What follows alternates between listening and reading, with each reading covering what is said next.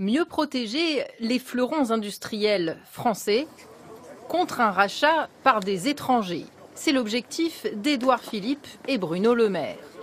Pour cela, ils veulent renforcer le décret Montebourg qui définissait les secteurs stratégiques dans lesquels la France peut bloquer un tel rachat. Il s'agissait de l'énergie, l'eau, les transports, les communications électroniques, la santé publique et la défense. Dorénavant, Édouard Philippe et Bruno Le Maire y ajoutent le spatial, l'intelligence artificielle, les semi-conducteurs et le stockage des données. Jusqu'alors, comment ce décret Montebourg a-t-il été utilisé ? À Paris, ce cabinet d'avocats transmet régulièrement des dossiers d'entreprises françaises convoités par des entreprises étrangères. Et pour l'heure, l'État n'aurait bloqué que des transactions dans le secteur de la défense.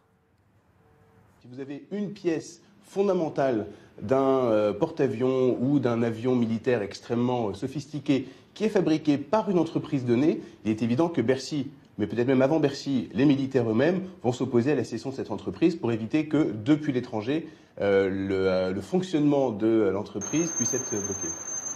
Ces dernières années, de nombreux champions français sont passés sous pavillon étranger. C'est le cas du cimentier Lafarge, passé sous contrôle suisse, d'Alcatel-Lucent, avalé par Nokia, ou plus récemment, d'Alstom Transport, racheté par l'allemand Siemens. L'État ne s'est jamais opposé à ces fusions, une erreur d'après ce député.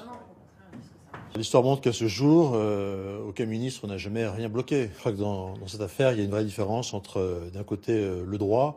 Le décret Montebourg a été un vrai électrochoc, un vrai progrès, et la volonté de s'en servir, de faire usage de ce droit.